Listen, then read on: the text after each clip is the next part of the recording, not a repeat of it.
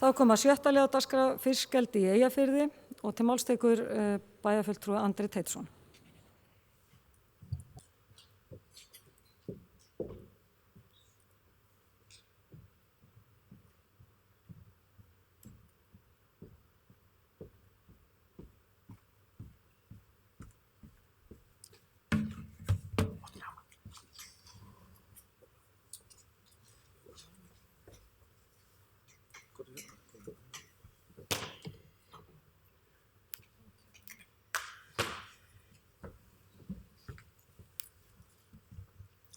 Forseti, ágætu bæjarfulltrúar, það kom í minn hlut eiginlega fyrir tilviljun að flytja svolítinn inngang þetta efni og ég ætla að reyna að draga fram helstu sjónarmið og reyna að gæta hlutleysis. Ástæðan fyrir þessari umræðu hér í dag meðal annars úr stefna ríkisstjórnarinnar að uppbygging í fiskeldi verði ein af leiðum Íslendinga til að vinna okkur út úr COVID-kreppunni. Þannig kynnti sjávarútvegs- og landbúnaðarráðherra í lok mars 15 aðgerðir og hljóðaði ein þeirra svo: afgreiðslu rekstrarleyfa í fiskeldi flýtt og eftirlit og stjórnsýsla styrkt. Fiskeldi hefur vaxið mikið á undanförnum árum og var útflutningsverðmæti fiskeldis 25 milljarðar króna í fyrra eða sem nemur tæplega 2% af heildarútflutningi. Samhliða miklum vexti greinarinnar undanfarin ár hefur málsmeðferð rekstrarleyfisveitinga vegna fiskeldis þyngst umtalsvert. Því mikilvægt að flýta afgreiðslu leyfa til fiskeldis enda gæti það á þessu ári og til framtíðar haft í för með sér mikla fjárfestingu hér á landi og ráðningu á fleira starfsfólki. Tilvitnun endar. Örlítið söguna. Laxeldi á Íslandi sem matvælaframleiðsla nær 40 ár aftur í tíman til brautryði í anda starfs Eyjólfs Konráðs Jónssonar og fleiri hjá Ísnó í Kelduhverfi og í Vestmannaeyjum. Fyrstu áratugirnir einkenndust af vonbrigðum, það voru sjúkdómar, áföll, lélegar heimtur í hafbeit, gjaldþrot. En núna síðustu 10 árið að svo hefur gengið miklu betur. Framleiðslan að virka því leyti að það verða til þúsundir tonna af laxi sem selst á háu verði og kostnaður hóflegur. Eldisfyrirtækin eru með mjög fjársterka og reynslumikla bakhjarla frá Noregi. Þau sjá mikil tækifæri hér við land og hafa verið að helga sér svæði og byggja upp framleiðsluna. Jákvæðar hliðar á laxeldinu við Ísland eru margar. Atvinna í dreifðum byggðum, það sérstaklega á Vestfjörðum og sunnanverðum Austfjörðum. Margs konar afleidd störf og umsvif svo sem við fóðurgerð, umbúðaframleiðslu, flutninga, þjónustu við báta og búnað, járnsmíði, köfun og fleira. Bjartsýni og stórhugur sem þessi landshlutar þurfa sannarlega á að halda. Fiskeldi skilvirk og hagkvæm leið til að framleiða mat fyrir jarðarbúa. Það þarf aðeins það bil 1 kíló af fóðri til að framleiða 1 kíló af laxi. Og það verður mikil verðmætasköpun sem vonandi situr eftir á Íslandi að sem mestu leyti. En það heyrast líka gagnrýnisraddir, slysasleppingar. Eldið fer að mestu fram í sjó og í hefðbundnum flotkvíum sem eru gerðar úr neti. Það staðreynd að þær rifna stundum, til dæmis vegna hafís eða óveðurs eða vegna þess að bátur rekst utan í. Þá geta laxar sloppið út, þeir eru af norskum uppruna og margir hafa áhyggjur af blöndun þeirra við náttúrulega íslenska laxastofna. Til að sporna að einhverju leyti við þessu var landinu skipt upp þannig að bann var lagt við laxeldi þar sem bestu laxveiði árnar eru. Það við Faxaflóa og Breiðafjörð, Húnaflóa og Skagafjörð, Skjálfanda, Þistilfjörð, Bakkaflóa, Vopnafjörð og Héraðsflóa. Helstu opnu svæðin eru Vestfirðir, Eyjafjörður, Öxarfjörður og Austfirðir. Og svo öll suðurströndin sem bara hentar ekki því að þar nánast ekkert skjól fyrir úthafsöldu og stormum. Gagnrýnendur hafa líka bent á þann möguleika að gera seiðin ófrjó í upphafi eldisins. Þannig valdi fiskur sem sleppur úr kvíum miklu síður skaða fyrir villta stofna. Þetta má til dæmis gera með þrýsti meðferð eftir frjóvgun. Tilraunir sem hafa verið gerðar hjá fiskeldi Austfjarða benda til að vöxtur og viðgangur sé jafn góður hjá ófrjóa fiskinum og þetta því áhugaverður kostur. Gagnrýnendur hafa líka bent á að slysasleppingar væru minna vandamál ef notaður væri íslenskur stofn í eldinu.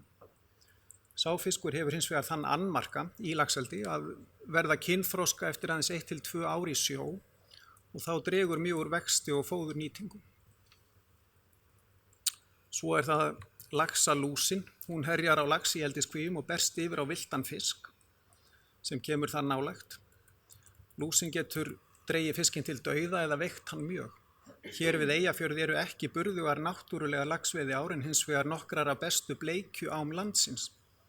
Það eru Eyjafjarðará, Hörgá, Svarfaðardalsá og Fnjóská. Lús frá laxeldi getur haft mjög skaðleg áhrif á bleikjuna. Sjónræn áhrif, það er ljótt að margra mati að sjá kvíar á sjónum, spillir annars fallegri sjávarsýn. Áhrif á aðra starfsemi, til dæmis hvalaskoðun og önnur ferðamennska kann að verða fyrir neikvæðum áhrifum. Kvíarnar þrengja mögulega siglingaleiðum fiskiskipa eða flutningaskipa. Það er takmarka mögulega uppbyggingu nýra hafna, svo sem á Disneysi, eða annarar starfsemi. Úrgangur, laxeldi upp á 20.000 tonna, skilar frá sér úrgangi á við 50 eða 100.000 manna byggðarlag. Það er gagnrýnt að þetta fái að renna beint í sjóinn á sama tíma og Akureyringar eru skikkaðir til að byggja hreinsistöð fráveitu fyrir 1.000 milljónir króna. Endurtekin áföll líka núna í seinni tíð, svo sem slysasleppingar, laxadauði vegna sjúkdóma, óveðurs eða þörungamengunar. Aðbúnaður og dýravelferð, meðal annars er gagnrýnt að fiskar séu í litlu rými og skaði hver annan með að nuddast saman. Eignarhald, það hefur verið gagnrýnt að íslensku laxeldisfyrirtækin séu að verulegu leyti í eigu Norðmanna, að þau greiði miklu lægra gjald fyrir eldissvæði sem þau fá úthlutað heldur en nemur raunverulegu verðmæti þeirra, og þetta eru að sjálfsögðu takmörku gæði, og að þau greiði ekki tekjuskatt á Íslandi þrátt fyrir mikla velgengni í starfseminni ef marka má þeirra eigin orð. Áform við Eyjafjörð, það hefur legið fyrir tíma að fyrirtækið Aqua Future hafi áhuga á laxeldi við Eyjafjörð. Fyrirtækið hefur birt áætlun 20.000 tonna árlega framleiðslu. Það óvenjulega við hugmyndir Aqua Future er að félagið gerir ráð fyrir að nota lokaðar sjókvíar sem eru gerðar úr steinsteyptum einingum sem mynda hring eða kraga. Innan í honum er svo trefjadúkur festur við flothring og loks auka öryggisnet til að fanga fisk sem hugsanlega myndi sleppa út úr trefjapokanum. Ker af þessari gerð eru komin í notkun í Noregi og virðast geta leyst að talsverðu leyti 3 af þeim stóru atriðum sem eldi í hefðbundnum netakvíum er hvað harðast gagnrýnt fyrir. Í fyrsta lagi eru lokuðu kvíarnar miklu rammgerðari og því ætti að vera mun minni hætta á slysasleppingu og erfðablöndun. Í öðru lagi er gert ráð fyrir að sjór sé tekinn inn í kvíarnar af 25-30 metra dýpi þar sem mjög lítið eða ekkert er lús og því berist að sama skapi miklu minna en ella af lús aftur út í umhverfið. Í þriðja lagi sýna athuganir að það er hægt að hreinsa burt alltaf 70% af úrganginum, það er af skít og fóðri sem fer til spillis. Þetta er unnið í meltu í töngum á þjónustubátum og má svo nota í moltu eða eldsneyti eða áburð upp á landi. Stjórnsýsla. Fiskeldi gilda lög sem heita lög fiskeldi og eru númer 71 frá 2008 en þeim hefur verið breytt nokkurum sinnum síðan, meðal annars á síðasta ári. Stjórnsýslan varðandi fiskeldi gengur fyrir sig mjög einfaldaðri mynd þannig að Hafrannsóknastofnun metur burðarþol fyrir einstaka firði og svæði og gerir einnig tillögu hámark á umfang eldis út frá áhættumati erfðablöndunar. Þetta áhættumat erfðablöndunar segir í 6. grein laganna. Hafrannsóknastofnun gerir tillögu til ráðherra það magn frjórra laxa mælt í lífmassa sem heimila skal að ala í sjó hverju sinni á tilteknu hafsvæði á grundvelli áhættumats erfðablöndunar. Með áhættumatinu er áhætta af erfðablöndun frjórra eldislaxa við villta laxastofna miðað við magn frjórra eldislaxa á tilteknu hafsvæði metin með líkani. Markmið þessa er að koma í veg fyrir hugsanleg spjöll á villtum nytjastofnum. Í áhættumati erfðablöndunar skal tekið tillit til mótvægisaðgerða sem draga úr mögulegri erfðablöndun, meðal annars ljósastýringar og stærðar seiða og netpoka. Hafrannsóknastofnun skal leita eftir tillögum eldisfyrirtækja að slíkum mótvægisaðgerðum. Áhættumatið skal byggt á þáttum eins og áætlunum fjölda strókufiska og endurkomu hlutfalli þeirra, áhrifum hafstrauma og dreifingu fiska, fjarlægð áa frá sjókvíaeldissvæðum, stofnstærð laxa í ám og öðru sem þýðingu kann að hafa, tilvitnun lýkur. Og burðarþol segir í sömu grein, 7. grein laganna. Ráðherra ákveður hvaða firði eða hafsvæði skuli meta til burðarþols og hvenær það skuli gert. Burðarþolsmat skal framkvæmt af Hafrannsóknastofnun eða aðila sem ráðuneytið samþykkir að fenginni bindandi umsögn Hafrannsóknastofnunar. Tilvitnun lýkur. Loks vil ég svo vitna í 4. grein laganna. Hafrannsóknastofnun ákveður skiptingu fjarða eða hafsvæða í eldissvæði á grundvelli burðarþols og bestu heildarnýtingar mögulegra eldissvæða. Tilvitnun lýkur. Stofnunin gerir svo tillögu úthlutun þessara svæða til eldisfyrirtækja. Burðarþolsmat og áhættumat erfðablöndunar varðandi Eyjafjörð liggur ekki fyrir. Heildarvinna skipulag haf- og strandsvæða við Ísland stendur yfir og nú í gangi vinna við Austurland og Vestfirði. Röðin hins vegar ekki komin að Norðurlandi og þar með Eyjafirði. Það má líka velta fyrir sér hvort fiskeldi á Eyjafirði sé ekki upplagt viðfangsefni fyrir svæðiskipulagsnefnd Eyjafjarðar. Sveitarfélög hafa almennt séð ekki skipulagsvald á sjó utan 115 metra frá landi, en það verður að teljast eðlileg krafa sveitarfélaga við Eyjafjörð að hafa mikið það að segja hvort fiskeldi í sjó verður leyft í Eyjafirði og þá með hvaða hætti.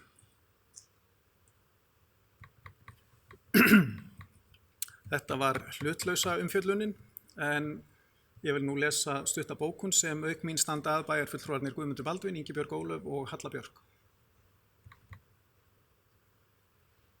Laxeldi í sjó hefur byggst hratt upp við Ísland á undanförnum árum og virðist ætla að hasla sér völl sem mikilvæg atvinnugrein. Á hinn bóginn fylgja því ýmsar hættur fyrir villta náttúru og mögulega árekstra við aðrar atvinnugreinar. Því nauðsynlegt að stíga varlega til jarðar og gaumgæfa allar hliðar málsins áður en ákvarðanir verða teknar fiskeldi í sjó í Eyjafirði. Við teljum það lykilatriði að samráð sé haft við sveitarfélög og íbúa í jafn umfangsmiklu máli og fiskeldi og teljum ótækt að slíkar ákvarðanir verði teknar í óþökk heimamanna. Í því sambandi skorum við á stjórnvöld að unni verði strandsvæðaskipulag af öllum firðinum áður en lengra haldið með aðkomu allra sveitarfélaga og engin leyfi verði veitt fyrir en slíkt skipulag liggur fyrir. Takk. Það bæjarfulltrúi Andri Teitsson lokið málsinn. Næsthegtu máls bæjarfulltrúi Gunnar Gíslason.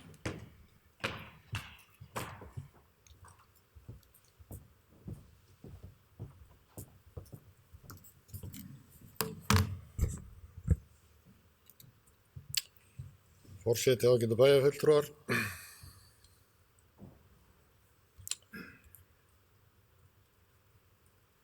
Það sem við erum að fjalla hér í mínum huga stórmál. Snertir marga þætti sem snúa samfélagi og náttúru hér Eyjafirði. Ég ætla ekki að fara að telja upp allt sem að bæjarfulltrúi Andri Teitsson fór hérna yfir áðan. Ég ætla að benda á nokkur atriði sumt. Í fyrsta lagi það sem vitnað til að ríkisstjórnin hafi lagt til vegna aukins fiskeldis og vegna COVID, þá snýr það kannski fyrst og fremst að þeim svæðum sem nú þegar eru komin með leyfi.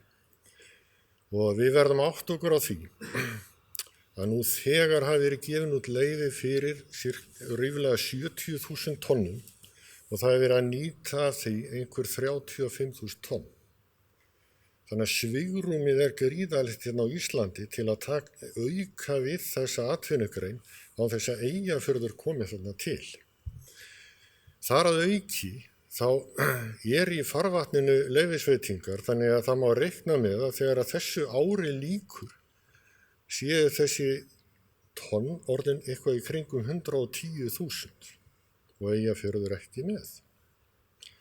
Þannig að möguleikar Íslands eru miklir. Ég hef ekkert á móti fiskeldi. Hvorki í sjó eða á landi, ég set hins vegar stór spurningamerki í sjókvíaeldi með netum, hvar sem á landinu, en það bara staðreynd að Norðmenn eru núna að færa sig miklu meira frá þessu í Noregi sjálfum og flytja sig yfir til Íslands. Eitt af því sem að þeir hafa verið að benda á, eða vinna með í að koma hér, að sjórinn sé kaldari hérna, þannig að laxalúsin þrífst ekki eins vel. En staðreyndin samt sem áður sú að sjór að hlýna við Ísland. Hann hefur hlýnað verulega hérna fyrir Norðurlandi, þannig að lífríkið að breytast í kjölfarið. Og það alveg staðreind að ef að laxalús kemst í bleikjustofni hérna við Eyjafjörð, þá hann bara steindauður. Því að bleikjan hefur enga vörn í hristri, hún hefur enga vörn. Ég var að vitna til þess að það væri meira öryggi í því. Þeim áformum sem að Aquafuture með. Við höfum fengið kynningu á því bæjarstjórn. Það sem kvíum með svo kvöldu steinsteiftum flotholdum, ef við getum orðað það þannig, og síðan einhverju segldúk sem á að vera firnasterkur. Allt í góðu með það, en það engin reynsla þannig komin á þetta í Noregi. Þannig að það alveg útilokað að ætla sér að fara að nota það sem einhver ástæði fyrir því að það sé mögulegt fiskeldi hérna í Eyjafirði á einhverjum tímapunkti. Og það kom fram hér í samantekt bæjarfulltrúa andra að það jú sjónræn mengun af því líka og sennilega heldur meiri ef eitthvað heldur en af þeim kvíum sem að netin eru tengd við. Það hefur verið bent á marga þætti sem að gera það mjög erfitt fyrir til hins ferðaþjónustuna að rækja sína starfsemi hér ef að sjókvíaeldi verður leyft hérna. Það búið að benda á mörg atriði sem eru mjög vafasum sem snúa lífríki Eyjafjarðar. Og svo eitt í þessu líka og það var talið upp hér í skýrslu bæjarfulltrúa andra. Það búið að friða Húnaflóa, það búið að friða Skagafjörð, það búið að friða Skjálfanda, Þistilfjörð, Bakkaflóa, Vopnafjörð og Héraðsflóa. Og fyrir því ákveðin líffræðilegar og náttúrufræðilegar ástæður. Í mínum huga þessar ástæður og þessi rök fyrir friðun þessara fjarða og flóa algjörlega þau sömu hér. Og mér finnst við verða átt okkur á því. Jú, þetta getur skapað atvinnu og þetta getur skapað tekjur upp að ákveðnu marki. Þó við vitum ekkert hvað það verði mikið því að við erum að sjá hvað þróunin verður til dæmis í slátrun og fleiri þáttum. Þetta hefur hleypt miklu lífi í dreifðar byggðir á Austfjörðum og Vestfjörðum. Mér finnst til dæmis svo engin ástæða fyrir okkur hérna í Eyjafirði sem hefur fullt af öðrum tækifærum til að fara að seilast inn á þennan markað. Mér finnst bara ekkert hafa þangað að gera í raun. Gefum þessum dreifðu byggðum bara tækifæri til að byggja upp þessa atvinnugrein þar sem hún nú þegar. Þess vegna ætla ég að leggja hérna fram bókun sem hljóðar svo.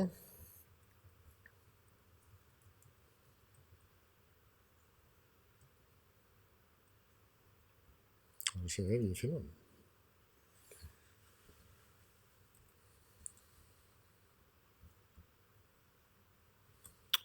Hún hljóðar svo.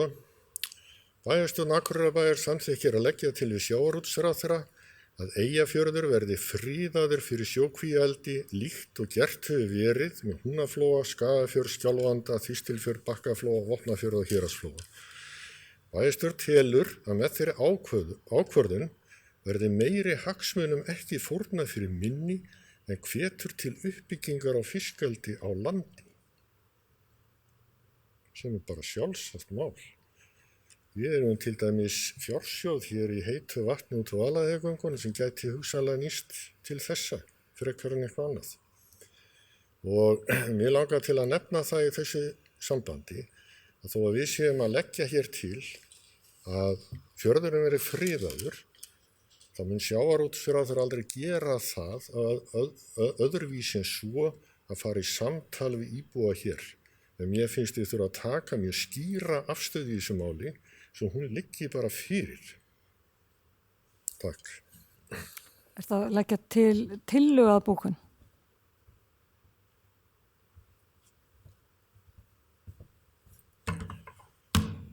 Þetta tillaga bókun sem að ég reikna með eru borindar atkvæði. Það bæjarfulltrúi Gunnar Gíslason lokið máli sem næst tekur máls bæjarfulltrúi Sóley Björk Stefánsdóttir.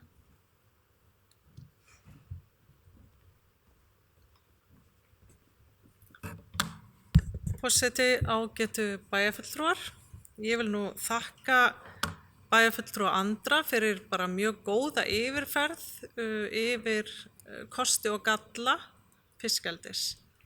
Af því að auðvitað gríðarlega mikilvægt að við séum meðvituð bæði kosti og galla. Og eins vil ég færa bæjarfulltrúa Gunnari Gíslasyni mjög góðar þakkir fyrir mjög góða framsögu sem að ég vil bara taka undir hvert einasta orði. Og þess vegna ætla ég ekki að fara neitt vítt yfir þetta umræðuefni. Ég held að þetta hafi nú verið þessi helstu atriði sem ég komin hérna fram. En það liggja hér fyrir fundinum 2 bókanir. Og mér langar aðeins að gera umræðuefni bókun sem að bæjarfulltrúi Andri lagði fram. Þar sem að talað að skora á stjórnvöld að vinna strandsvæðaskipulag í öllum firðinum með aðkomu allra sveitarfélaga. En það þannig að í lögum skipulag haf- og strandsvæða kveðið á svokölluð svæðisráð.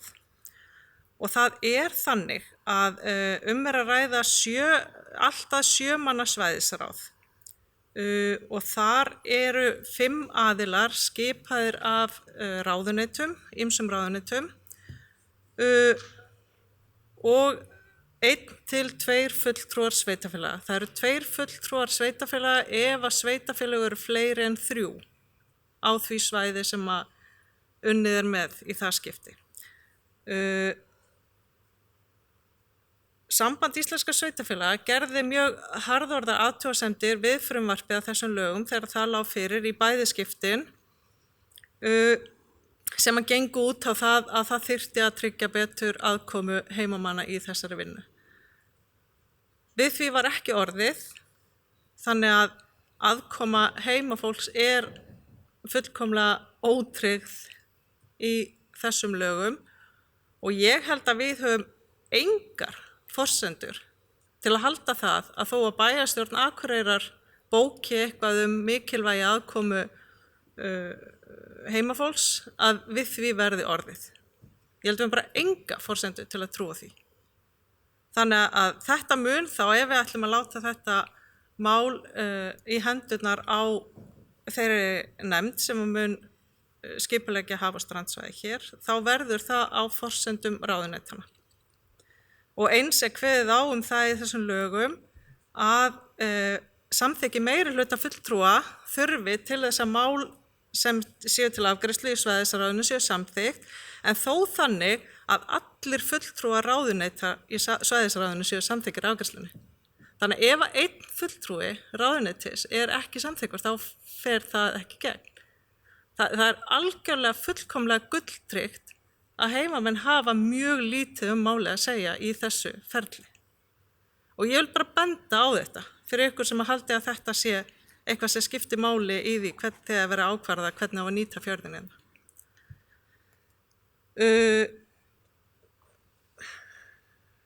Varðandi fyrirtæki Aquafuture sem að bæjarfulltrúi Gunnar sagði hérna frá og við höfum fengið kynningu á og lokaðar kvíar, þá eru þetta uppi alls konar efasemdir eða svona spurningar hversu örugt þetta og ég held að við vitum það öll að ekkert örugt.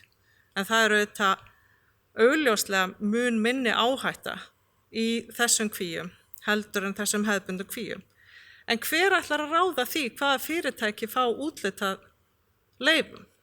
Mun það fara eftir því hvernig kvíar fyrirtækinu með? Ég held að það hafi ekki verið þannig hingað til og ég nokkuð viss að það mun ekki breytast alveg á næstunni og hef ekki heyrt að neina slíka breytingar séu í farvatninu. Þannig að það verður á engan hátt í höndum yfirvalda á svæðinu að hafa neitt það að segja. Og eitt sem að kannski bæjarfulltrúi Gunnar kom ekki mikið inn á, það framtíðarsýn fiskeldi. Við horfum gríðarlega mikið til Noregs og þar fyrir nokkrum árum, kannski 4-5 árum, voru komnar á stað og svona komnar það langt í þróun svokallar úthafskvíar sem að margir stjórnendur, stjórnarformaður Arnarlax í Noregi meðal annars, og stjórnendur Nordlax með það heiti og fleiri hafa haldið fram meðal annars á alþjóðlegri fiskeldisráðstefnu nú í vetur að sé framtíðin, að strandeldi sé fortíðin. Og meðal annars með þeim rökum að þannig muni fiskeldisiðnaðurinn sem að gríðarlega og verður gríðarlega mikilvægur iðnaður í framtíðinni. Það þarf að búa til prótein fyrir mannfólkið og það mun bara þurfa meira og meira. Og fiskeldi eins og bæjarfulltrúi Andri kom inn á mjög góð leið til að uppfylla næringarþörf mannkynsins. Þannig að það þarf enginn að hafa efasemdir það að fiskeldi framtíðin. En fiskeldi í úthöfum og á landi framtíðin. Og ég skil ekki hvers vegna við ættum að fara að horfa til fortíðar í þessu máli. Þannig að ég mun taka undir bókunina sem bæjarfulltrúi Gunnar Gíslason lagði hérna fram.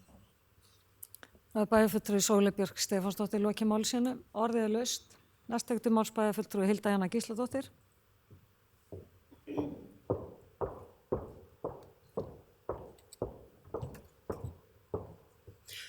Forseti, ágætu bæjarfulltrúar, ég vil byrja að þakka Andra kærlega fyrir góða yfirferð þetta mál og eins bæjarfulltrúa Gunnari og bæjarfulltrúa Sóley. Innan ég seti stjórn Atvinnuþróunarfélags Eyjafjarðar þar sem að hefur verið rætt töluvert fiskeldi. Það var á liðnu ári var gerð viðhorfskönnun meðal íbúa fjarðarins fiskeldi, sem var mjög áhugaverð. Og niðurstaðan kannski í grunninn sýnir að það svona, að fólk mjög svona hugsi. Það að segja það kannski cirka 30% frekar eða mjög á móti og cirka 30% mjög eða frekar með og restinn hlutlaus. Þannig að hafa nú ekki svona skýr skilaboð íbúa fjarðarins í þeirri könnun að minnstakosti. Síðan var haldin ráðstefna á vegum AFE sem var mjög gagnleg og til greinagóður upplýsingar hana á heimasíðu SSN fyrir áhugasama. Fyrir innan stjórnar SSN þar sem ég sitt líka þá var bókað á síðasta fundi stjórnarinnar að stjórn SSN telji nauðsynlegt að sýna mikla varkárni varðar lífríki Eyjafjarðar, áhrif á ferðaþjónustu og ásýnd fjarðarins og að stjórn SSN telji algjört lykilatriði að samráð sé haft við sveitarfélög og íbúa í jafn umfangsmiklu máli og fiskeldi og telur ótækt að slíkar ákvarðanir verði teknar í óþökk heimamanna. Ég undrast ótrúlega að þetta samráð að það sé ekki meira vald hjá heimamönnum í þessu máli sem á auðvitað bara vísindum. Og á þessari ráðstefnu það var mjög áhugavert erindi sem var flutt líka bara almennt byggðamál og hvernig því að fiskeldi stundum rætt það sem svona byggðafestumál, atvinnuskapandi og svo framvegis. Og það oftar en ekki var sem sagt verið að ræða að þá erum við að tala að nýta einhverjar auðlendir í tiltölulega karllæg störf út á landi sem að oft skapi ójafnvægi byggðaþróun svæðana og að rannsóknir sýni að það séu einmitt heimamenn og þeirra áherslur sem að skipti sköpum í vexti samfélagsins. Og okkar áherslur koma fram á Norðurlandi eystra í gegnum sóknaráætlun. Og svona fyrir áhugasama þá kemur ekkert fram fiskeldi í þeirri sóknaráætlun sem ótrúlega margir áhugasamir einstaklingar á svæðinu tóku þátt í að gera. Það var verið að horfa til fjölda allra tækifæra og uppbyggingu á atvinnugreinum á svæðinu, en það var enginn sem var að horfa til fiskeldis. Ég myndi óska þess helst af öllu og það væri bara farið í samtal við heimamenn, það væri farið í burðarþolsmat og áhættumat og þetta yrði bara allt á borðinu og svo yrði bara vegið og metið hvað eðlilegt sé að gera, hver vilji heimamanna og hver þol lífríkisins. Og það lætur mér eiginlega bara líða óþægilega að mér líður næstu eins og maður þurfi að segja, heyrðu, við treystum eiginlega ekki þessu kerfi, að þetta fúnkeri, við treystum því ekki að heimamenn hafi neitt það að segja, Við treystum því ekki að matið sé eins og við viljum hafa það og þá sé eina ráðið í rauninni bara að segja, heyrðu, friðlýsum. Og ég verð svolítið svona hugsi að því ég myndi gjarnan vilja bæði meira samtal og meiri upplýsingar og meiri vinnu áður en ég væri kannski komin þangað, en til þess að vera alveg örugg þá myndi ég segja, heyrðu, ef ég þarf að taka ákvörðun núna, já eða nei, þá bara friðlýsum, því að þá nýtur náttúran vafans. Og mér finnst það ósanngjörn staða að vera í. Og ég held að þetta sé miklu mikilvægra heldur en eiginlega nokkuð að þetta samtal sé tekið og að heimamenn hafi einhver völd í þessu. Og mér finnst mjög sérkennilegt að það sé í rauninni engin völd sveitarfélaga utan 115 metra frá strandlengju á sínu eigin skipulagi, sínu nærumhverfi. Mér finnst það eiginlega óboðlegt. Þannig að ég búin að vera á báðum áttum með hvort ég eigi að segja, heyrðu bara friðlýsum, hvetjum til þess bara til að vera safe svo það sé kannski hlustað á okkur og ekki vaðið af stað. En á sama tíma finnst mér bókunin sem að Andri lagði fram að bara hreinlega setja svolítið hnefan í borðið, við viljum vera þáttakendur í okkar eigin framtíðarsýn, hvort sem á það er hlustað eða ekki. Og þannig að ég er búin að vera bara eitthvað að hringsóla í hvað mér finnist eðlilegt. Ef ég þyrfti að segja bara, ef ég réði öllum heiminum akkurat núna og ég hefði þær upplýsingar sem ég hef í dag, þá myndi ég segja bara friðlýsum strax. En á sama tíma, eins og ég segi, þá bara finnst mér allt of mörg spurningamerki, allt of lítið samtal og allt of lítið tillit tekið til margra þátta. Þannig að já, ég er ennþá bara ótrúlega hugsi og en í rauninni eru þetta 2 bókanir á ferðinni, annars vegar við erum nú eiginlega frekar á móti þessu eða við erum algjörlega á móti þessu og þannig að ég bara verða bókanirnar bornar upp, frú forseti. Já, verður borin upp. Ég verður búin að ákveða mig áður en að þær eru bornar upp, að ég mun taka undir aðra þeirra og en ég held að þær báðar séu skiljanlegar. Takk. Já, það er bæjarfulltrúi Hilda Jana Gísladóttir lokið máli sínu. Orðið er laust.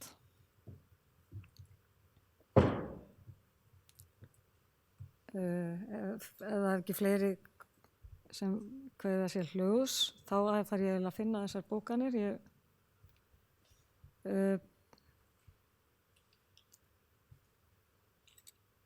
ætla aðeins að fá að gera hlé á fundinum, bara 1 mínútu.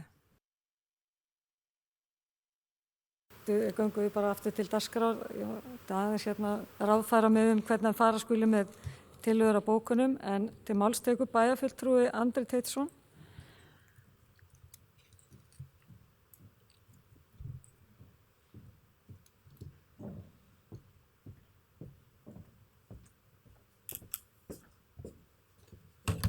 Forseti, ágætu bæjarfulltrúar. Lítið tæknilegt atriði að ég mun núna lesa upp sömu bókun áðan en núna heitir þetta tillagaða bókun. Laxeldi í sjó hefur byggst hratt upp við Ísland á undanförnum árum og virðist ætla að hasla sér völl sem mikilvæg atvinnugrein. Á hinn bóginn fylgja því ýmsar hættur fyrir villta náttúru og mögulega árekstrar við aðrar atvinnugreinar. Því er nauðsynlegt að stíga varlega til jarðar og gaumgæfa allar hliðar málsins áður en ákvarðanir verða teknar fiskeldi í sjó í Eyjafirði. Við teljum það lykilatriði að samráð sé haft við sveitarfélög og íbúa í jafn umfangsmiklu máli og fiskeldi og teljum ótækt að slíkar ákvarðanir verði teknar í óþökk heimamanna. Í því sambandi skorum við að stjórnvöld að unnið verði strandsvæðaskipulag af öllum firðinum áður en lengra er haldið með aðkomu allra sveitarfélaga og engin leyfi verði veitt fyrir en slíkt skipulag liggur fyrir. Takk. Já, takk fyrir þetta. Og orðið er svo sem ennþá laust. Já, næst tek til máls bæjarfulltrúi Hlynur Jóhannsson. Forseti, ágætu bæjarfulltrúar. Það sem eru komnar fram 2 tillögur hér í dag, eða 2 bókanir. Þá langar mér bara aðeins að gera grein fyrir af hverju ég ætla að kjósa með annari.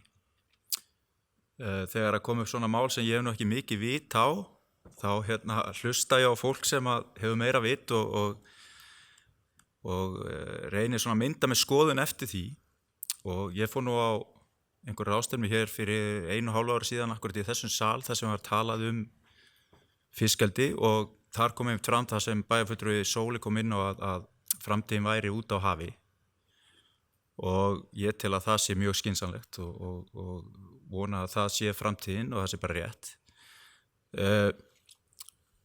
Ég var nú búinn að mynda með svona ákveðna skoðun í þessu máli og svo kom bæjarfulltrúi Andri með þessa fínu framsögu hér áðan og hann staðfesti alveg það sem ég var búinn að mynda mér þá skoðun. Nú Gunnar Gíslason, bæjarfulltrúi Gunnar kom stutt á eftir og ég var ennþá sannfærðari það sem ég ætlaði að gera og bæjarfulltrúi Sóley eiginlega tryggði þetta. Á undan þeim öllum þá hlusta ég á ágætan bæjarstjóra okkar, halda smá ræðu yfir okkur daginn, nokkrum bæjarfulltrúum og hún held ég að hafi svona komið mestu inn hjá mér með því sem hún sagði og það staðfistir eiginlega allt sem var sagt hérna. Þannig að ég tek alveg einu að undir þessa tillögu frá Gunnari Gíslasyni. Takk fyrir. Bæjarfulltrúi Hlynur Jóhannsson lokið máli sínu, næst tekur til máls bæjarfulltrúi Þórhallur Jónsson.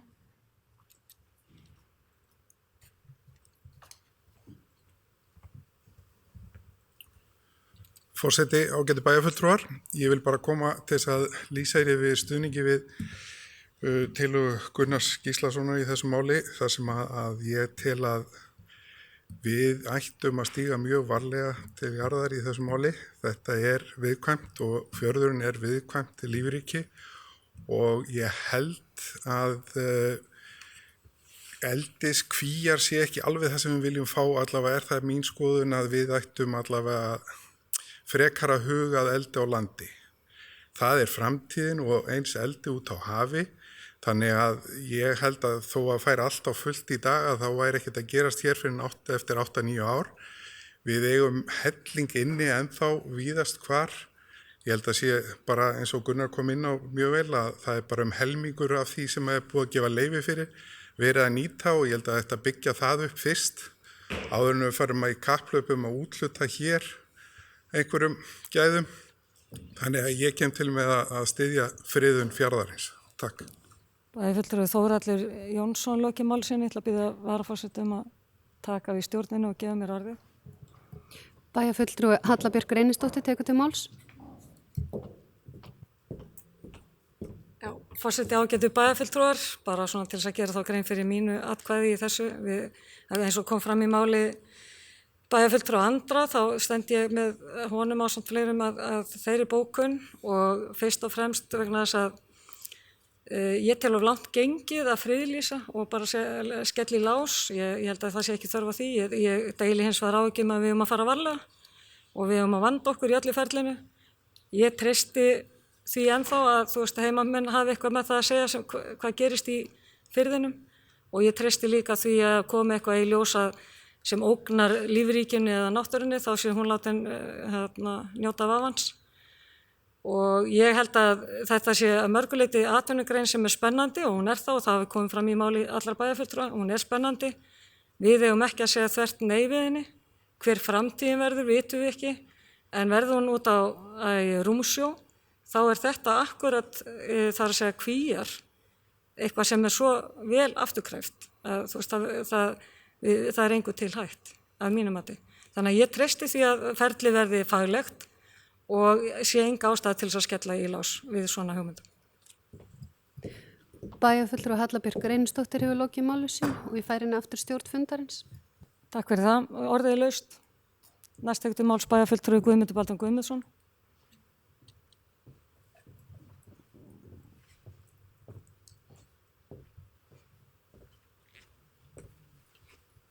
Forseti ágætu bæjarfulltrúar. Það er allir að koma hér upp og gera grein fyrir atkvæði sínu. Þetta er að verða bara eins og í þinginu en einhvað síðu þá er þetta mikilvægt hagsmunamál fyrir okkur að við gefum það skýrskilaboð hér það að fjörðunum okkar er mikið lífríki í fjörðunum og við þurfum að vernda það og við erum með að gera það að mínum mati með báðum þessum bókunum. Ég vil bara taka undir með bæjarfulltrúa Höllu að ég vil samt ekki loka neinum dýrum í þessum efnum og til mikilvægt að að við skoðum þetta og ég finnst svona kannski örla svolítið mikið hjá bæjarfulltrúa Sóley að hún treyst ekki yfirvöldum. Við erum hérna með stóran og mikinn fjörð, þetta er stærsti fjörður, hér býr, eins og ég segi, mesti mannfjöldi utan höfuðborgarsvæðisins við þennan fjörð og við hljótum að hafa eitthvað þessi mál að segja. Þannig ég trú ekki öðru þegar ef að menn taka þá umræðu að sjónarmið heimamanna komist inn í alla þá umræðu og ég tel mjög brýnt að það verði komið á skipulagi fyrir haf- og strandsvæði. Það sé ekki bara tengt laxeldi, heldur bara öllu og það þarf að taka það samtal og ég trúi því að við getum látið rödd okkar heyrast í því samtali. Bæjarfulltrúi Sóley benti á eins og vankanta í þessu skipulag eða í skipun þessa ráðs þessa ráðs og ég finnst það alveg réttmætt ábending en ég held að við hljótum að þurfa bara að eiga samtali við stjórnvöldum það að við höfum meira þetta að segja, þar að segja rödd okkar sé tryggð í þessu umræðu. Hvort sem það snýr að laxeldi eða bara öllu því sem það snýr að skipulagi fjarðarins vegna þess að við erum hérna inn í þröngum firði og við sveitafélögin hér allt í kringum fjörðin hljótum að hafa rétt á því að koma okkar málflutningi á framfæri beint við stjórnvöld í gegnum þetta apparat sem að skipulagið er. En ég heldur samt sem ára við séum með þessu svona kannski jafnvel hvernig sem þetta fer hér og mennur að greiða hér atkvæði að sýtta hvaða, þá held ég einhvað síður að fundurinn sé að senda skilaboð til stjórnvalda að við viljum þetta ekki að óbreyttu, það þurfum við að taka upp samtalið, aðri tala að friða alfarið en ég held að þetta gefur svona skilaboð til stjórnvalda að þau þurfa að koma að borðinu og ræða við okkur. Takk fyrir. Það er bæjarfulltrúi Guðmundur Baldvin Guðmundsson lokið máls hérna, næst tekur til máls bæjarfulltrúi Sóley Björk Stefánsdóttir.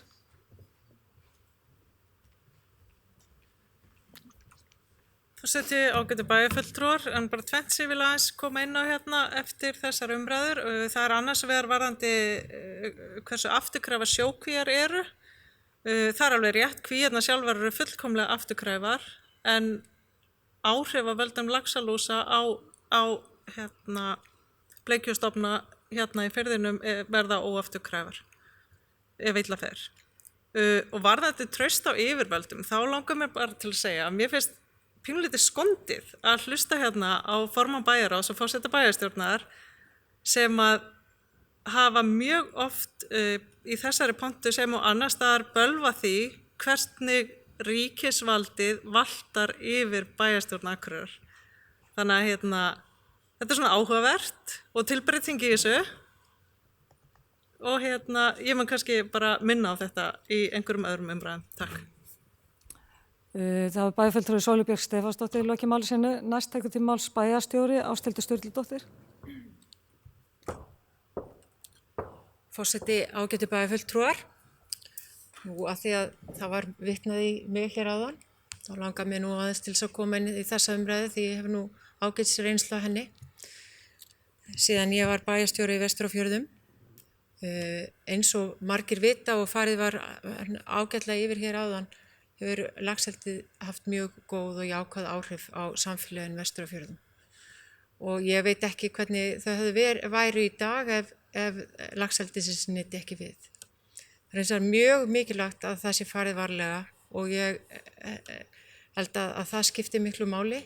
Sveitarfélögin hafa nú ekki mjög mikið þessi mál að segja almennt, en það er mikilvægt að fara varlega eins og hefur verið rætt hér í dag í allri þessari uppbyggingu sem er mjög viðkvæm og það hafi verið mín orð til bæjarfulltrúa hingað til, að fara mjög varlega. Bæjarstjóri lokið máli sinni og næst tekur til máls bæjarfulltrúi Gunnar Gíslason.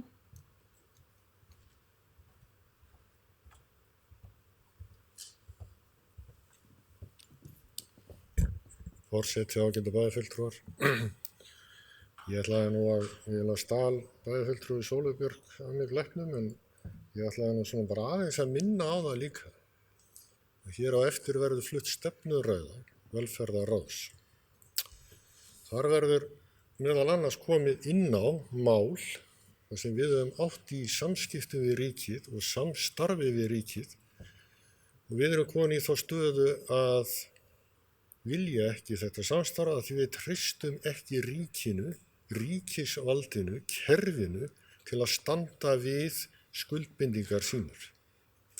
Það er þess vegna dálítið skrítið að hlusta á þessi ræðuhöld hérna með hliðsjón af þeim bókunum sem hafi verið gerða núna undanfarið í bæjarráði.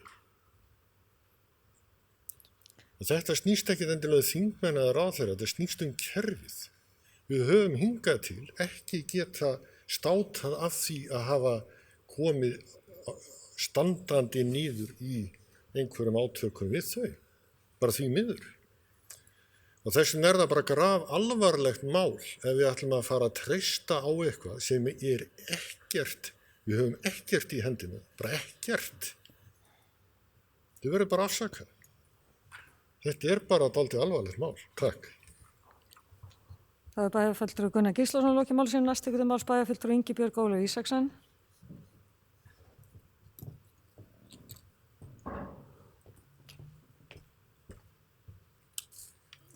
Forseti, ágætu bæjarfulltrúar. Mér langar líkt og aðrir bara að byrja að þakka bæjarfulltrúi Andra fyrir mjög fína yfirferð.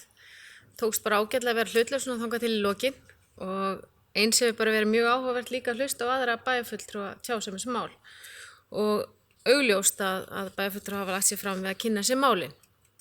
Ég sjálf er engin sérfræðingur í þessu en hef farið á nokkra fundi og kynningar og las mér einmitt líka til varðandi þessi mál og hef svona satt að segja bara verið á báðum áttum varðandi ákvörðun í þessu máli. Þetta stórt mál. Ég get alveg tekið undir orð bæjarfulltrúa Gunnars varðandi það. Þetta gríðarlega stórt og mikið hagsmunamál.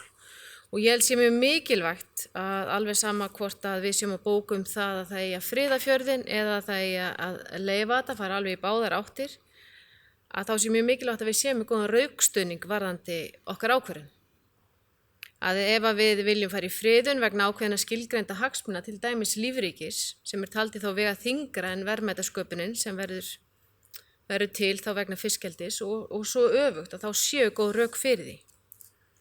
Það búið að koma hérna á varðandi traust til stjórnvalda og ég held sé bara mjög mikilvægt að við sem bæjarfulltrúar sem ætlumst til þess að bæjarbúar treysti okkur sem yfirvalds hér í bænum, að við treystum þá líka ríkinu. Og ég í rauninni get ekki tekið undir þá orð bæjarfulltrúa Gunnars Gíslasonar að ástæðan fyrir því að við séum að skila rekstri öldrunarheimila sé vegna þess að við treystum ekki ríkinu. Heldur einfaldlega vegna þess að við höfum látið reyna á það að fá aukið fjármagn til verkefnisins en höfum ekki fengið þar sem við teljum að þurfi til og þar alveg erum að skila því. Við sættum okkur ekki við það að fá ekki viðeigandi fjármagn. En þá kemur að því varðandi fiskeldið. Ég held að sé gríðarlega mikilvægt að við förum fram á það að ýtrustu kröfu sé gætt. Og við stígum varlega til jarðar.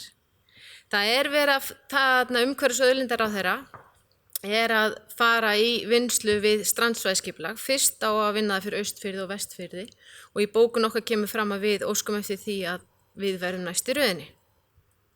En það mikilvægt að fara með forsjá í svona málum. Ríkið sér burðarþolsmat og áhættumat fyrir sjókvíar og svo þurfa fyrirtæki sem sækjum leyfi líka að fara í umhverfismat. Og við verðum að treysta því að þetta ferli sé öruggt. Það sé verða að huga að öllum hagsmunum. Varðandi það að framtíðin fyrir sjókvíildi sé út á hafi, þá held ég að það væri frábær niðurstaða fyrir alla. Og ég skil málflutning allra bæjarfulltrúa hér, en tek undir og varðandi bókun okkar hérna áðan sem að var lögð fram af bæjarfulltrúa Andra. Takk fyrir. Bæjarfulltrúi Ingibjörg Ólöf Ísaksen lokið máli sínu. Orðið laust. Næst tekur til máls bæjarfulltrúi Eva Hrund Einarsdóttir. Slast hverjum.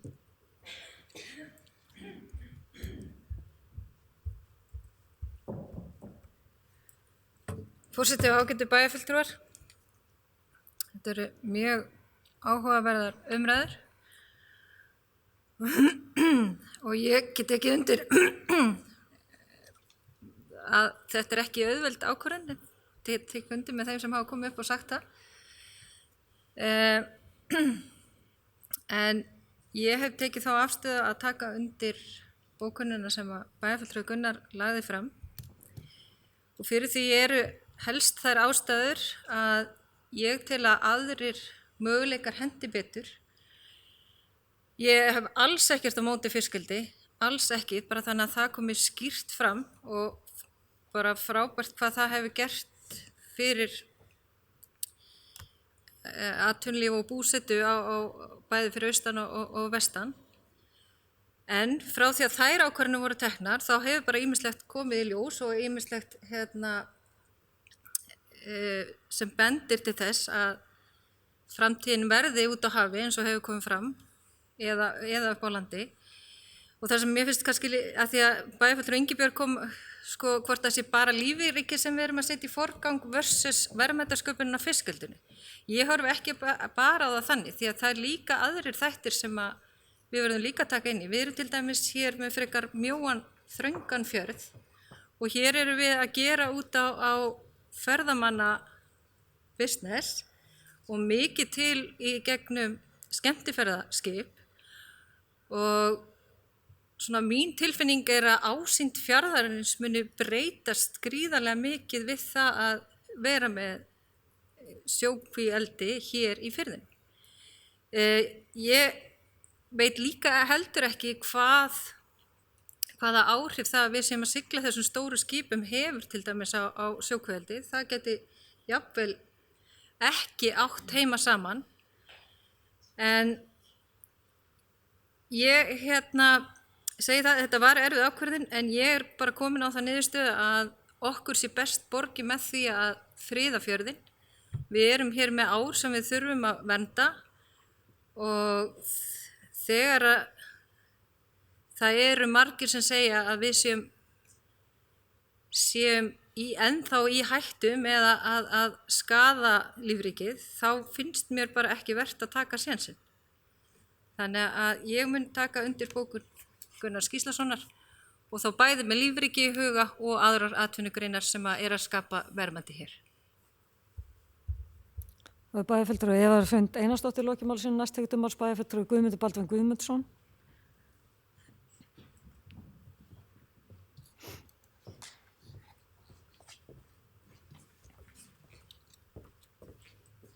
Forseti ágætu bæjarfulltrúi, ég var aðeins að bregðast við að því ég hafði hér orði að furða mig á því að bæjarfulltrúi Sóley skyldi ekki treysta stjórnvöldum og það fór svolítið fyrir brjóstið að þeim, en eðlilega kannski vegna þess að það hafa verið ýmislegt sem ég hef sagt hér varðandi þar sem að þær skuldbindningar sem þar hafa verið þar sem við höfum talið okkur eiga rétt á fjármunum frá ríkinu þar sem að þeir hafa ekki staðið við sína samninga og gott dæmi sem Gunnar bæjarfulltrúi nefndi hér áðan var rekstur eldrunarheimilanna.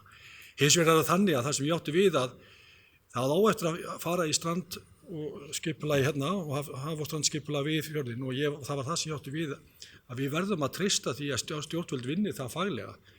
Við erum hér fjölmennasti þéttbýliskjarni á landsbyggðinni og hér við fjörðin býr flest fólk svona utan höfuðborgarsvæðisins og það hlýtur að vera að stjórnvöld hlusti á raddir okkar þegar kemur að því að vinna skipulag hér í firðinum.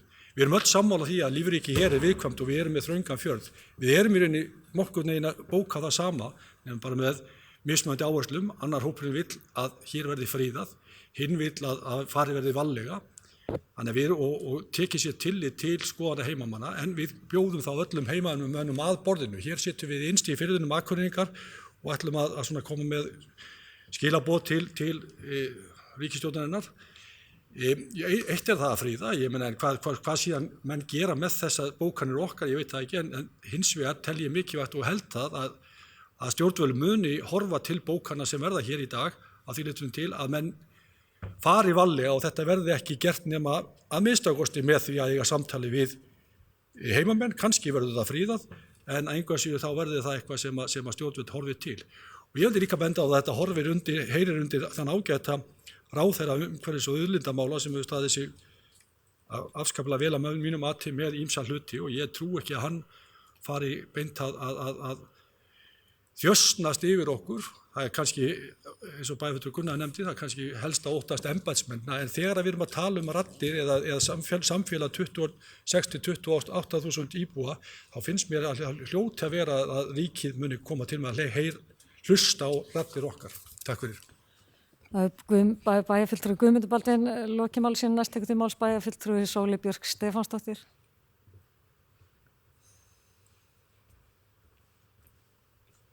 Forseti ágætu bæjarfulltrúar, ætla nú að þakka fyrir hlýorð í garð umhverfisráðherra sem ég er sammála því að hafa gert virkilega góða hluti og látið hendur standa fram úr ermum á þessu kjörtímabili sem að senn fer að ljúka og ég held að segja öllum ljóst að Haf-og-strandsvæðaskipulag verður ekki unnið á þessu kjörtímabili fyrir fjörðin okkar. Og þó að við kannski jafnvel vonum öll heitt að við höldum þessum umhverfisráðherra áfram, þá er bara ekkert í hendi með það. Varðandi traust á stjórnsýslunni, þá vil ég segja að ég er alveg fullkomlega sammála því að það væri gott að bara segja, nú ætlum við bara að treysta. En ég ætla líka bara að segja að í þessu tilfelli þá erum eina ákvörðun að ræða. Það er að segja, við getum ekki bakkað út úr þessu þegar að ef það kemur í ljós að þetta er ekki unnið á okkar forsendum. Og þegar við erum með lögin, nýsamþykkt lög sem eru mjög skýr aðkomu heimamanna, að hún sé mjög takmörkuð og miðað við hvað stendur á spilinu, þú veist, hvað við erum að leggja undir sem er lífríki fjarðarins, sem er eitthvað sem er gríðarlega dýrmætt. Þá ætla ég að segja bara að þetta er ekki hesturinn sem ég ætla að veðja á í þessari uppbyggingu trausts á stjórnkerfinu. Og en vill gjarnan gera það tilraunir þar sem minna stendur á spili. Takk. Bæjarfulltrúi Sóli Björk Stefánsdóttir lokimál sem ég ætla að biðja varaforseta að taka við stjórnina og gefa mér orðið. Bæjarfulltrúi Halla Björk Reynisdóttir tekur til máls. Forseti, ágæti bæjarfulltrúar, ég ætlaði nú bara rétt aðeins að bregðast við þessu að því að hún nefndi bæði mig, forsetan og formann bæjarráðs að treysta á stjórnvöldum og ég er auðvitað og hef verið fyrst til þess að hafa hátt þegar maður er að ergja sig á stjórnvöldum sem maður er ekki að vinna með, það er að segja sveitastjórninni og í ýmsum málefnum og ekki hvað síst í hjúkrunarheimilasmálum og þá erum við að tala um fjármagn til verkefnisins og við okkur hefur vantar fjármagn í verkefni sem standa upp á ríkið og þar erum við fyrst og fremst að berjast. Þegar ég er að segja að ég treysti þessu, þá er ég að vonast til þess og ég get að þau einmitt standa þessu faglega, að það verði áhættumat, það verði tekið tillit til náttúrunnar. Ég held að það sé það sama hjá okkur öllum, við höfum áhyggjur af því að einhvern veginn sé verði gengið á náttúrunni eða eitthvað verði óefturkræft sem við erum ekki tilbúin í. En við erum hins vegar, ég er spennt fyrir nýjum atvinnuvegi og ég held að hann ætti að alveg heima í Firði að því gefnu að sé hægt að koma í veg fyrir alla þessa áhættuþætti. Ef það gengur ekki, þá bara verður þetta ekki. En ég er einhvern veginn svona á því allavega ennþá að treysta. Ég held að ef við förum í að friða, þá verður ekki svo glatt farið tilbaka.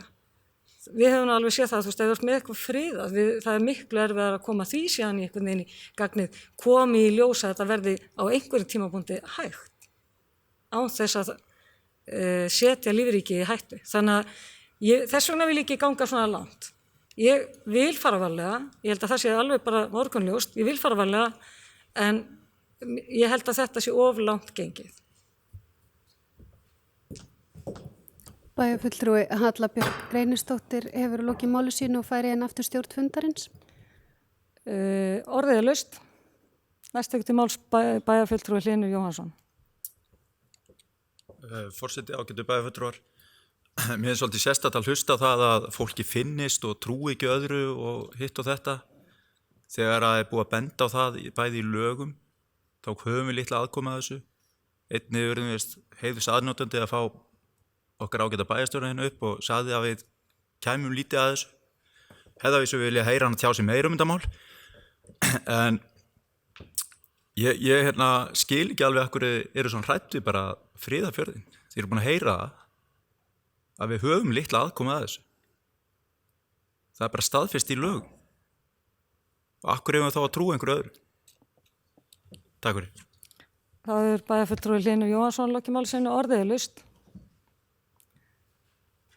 Næst tekur til máls bæjarfulltrúi Hilda Jana Gísladóttir.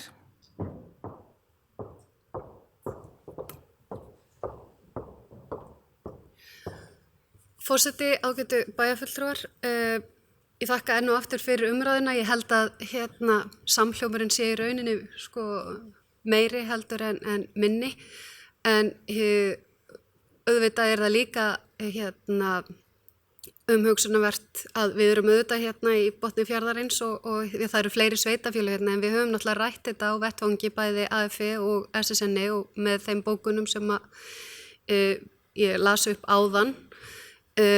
En ég mjög hugsi og með ekki síst það sem að stjórn sambandsins var að gagnrýna harðlega að sveitafélögin ættu enga aðkomu að þessu máli, finnst mér algjörlega ótækt. Eða í rauninni að 2 fulltrúar, ef það eru fleiri sveitafélög heldur en 3, að þá séu bara 2 fulltrúar sveitafélag sem bara hafa einhverja aðkomu að málinu og geta í rauninni ekki myndað neitt stopp á málið á neinu stigi málsins, að þá tel ég að náttúran eigi að njóta vafans og ég ætla að taka undir bókun Gunnars. Bæjarfulltrúi Hilda Jana Gísladóttir loki málsinu, orðið laust. Það sem fleiri hafa ekki hvatt sér hljóðust, þá ber ég upp bókunna, fyrst bókun sem bæjarfulltrúi Gunnar Gíslason lagði hér fram. Hún hljóðar svo: Bæjarstjórn Akureyrarbæjar samþykkir að leggja til við sjávarútvegsráðherra að Eyjafjörður verði friðaður fyrir sjókvíaeldi, líkt og gert hefur verið með Húnaflóa, Skagafjörð, Skjálfanda, Þistilfjörð, Bakkaflóa, Vopnafjörð og Héraðsflóa. Bæjarstjórn telur að með þeirri ákvörðun verði meiri hagsmunum ekki fórnað fyrir minni en hvetur til uppbyggingar á fiskeldi á landi. Þeir sem geta tekið undir þess að samþykkt hana gefur merki.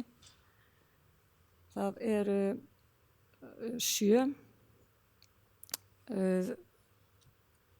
Þá ber ég upp hina, þarf ég að segja hverjir á móti? Nei, hverjir á móti? Hverjir sitja hjá? Og það eru þá, já, hinir sitja hjá, 4 sem sitja hjá. Þá þarf ég að finna hina bókunina.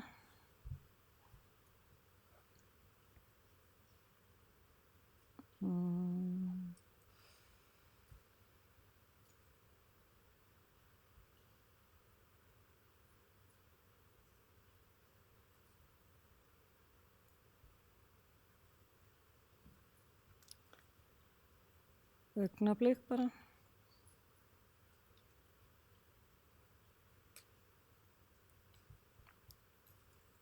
Þetta einhver sent mér hann hérna.